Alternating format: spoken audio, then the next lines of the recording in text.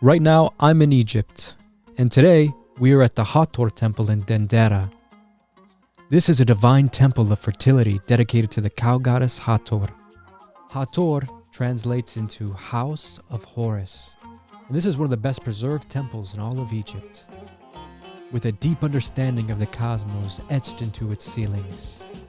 And I also believe that some of the carvings here at this temple prove that this was a sacred space used to initiate priests into knowledge of the afterlife through psychedelic plants and shamanic rituals.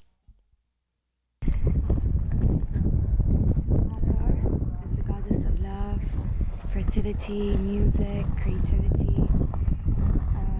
She's the one who we can channel to use our voice, our creative voice, to bring it into the manifested world. And She's a cow. she's a cow, and she's the mother. She's the mother of all, and she's married to Horus. I think. That part I think. And here's Bess. And Bess, the god demon. Who is also related to fertility.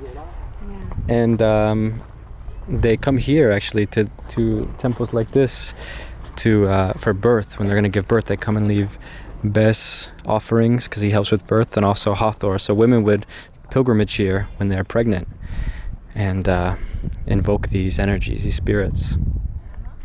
And thus would ward off the spirits Yeah. that would harm any woman in her birthing process. Yeah, any like bad spirits that would try to mess with the pregnancy, he would scare them away. That's why he kind of looks like that.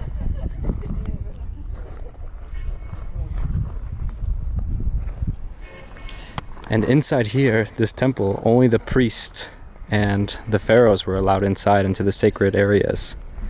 What were you gonna say? Going in today. Yeah, well, we get to go in. I was gonna say daylight time. Or the moon. And also, we were just talking before we turned on the camera about how green it is. You can kind of see out there all the trees, and even out there.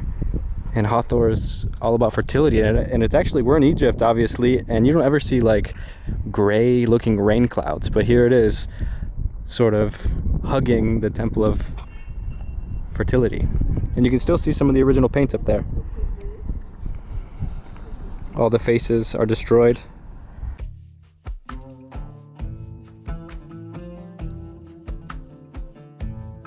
Right away, before we even had a chance to look around, a man leads us through the artistic hallways of the temple, eventually leading us to a small staircase to a little hole in a secret chamber of the basement.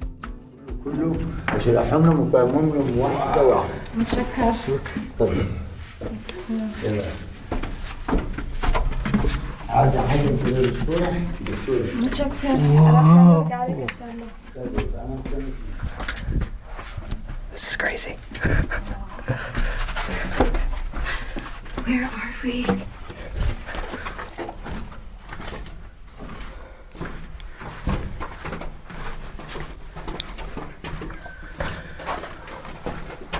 بصي ديت حتحور ده من الابستر مش حجر رملي زي ده لا ده الابستر وادي العقد بتاع حتحور كلي يا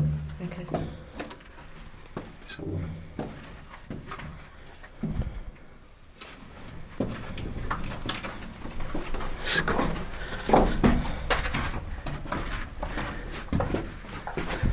وده تعبان طالع من زارة اللوتس وده الإله حورس اللي هو ده صقر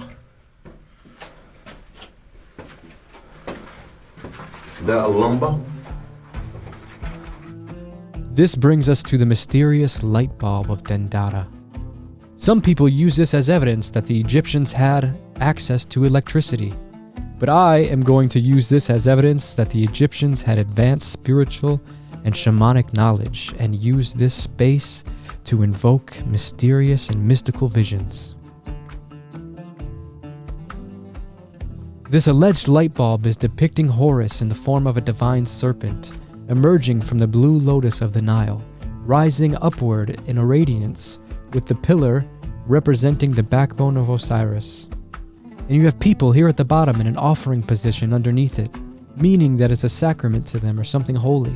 In Hinduism, there's this idea of a hidden energy system within the body called chakras.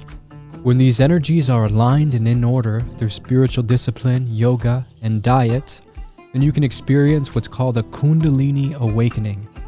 Sitting in the lotus position, the Kundalini practitioner begins to feel a surge of energy starting at the base of the spine, and like a serpent wrapping its way up into the crown of the head, where you begin to experience transcendence. It's also no secret that tantric sadhus today are still using psychedelic plants to reach altered states of consciousness. And maybe now you will wonder why datura flowers are offered to Shiva. I believe this carving is not a light bulb, but I believe it's depicting a Kundalini-like experience, a transcendental awakening induced from a psychedelic lotus and meditation method that would have been reserved for priests and pharaohs only. I believe this entire temple was dedicated to invoking visions of the afterlife, a sacred space for priests to practice magic with plants and the stars. This is mollifying.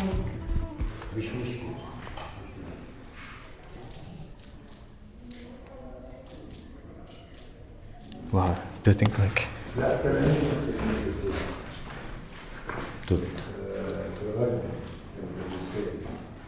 This is like probably where they would bring priests and preachers to teach them all this kind of stuff. And French? Yeah. So here is the zodiac that was depicted by the Egyptians. It's almost identical to some of the things we use today still.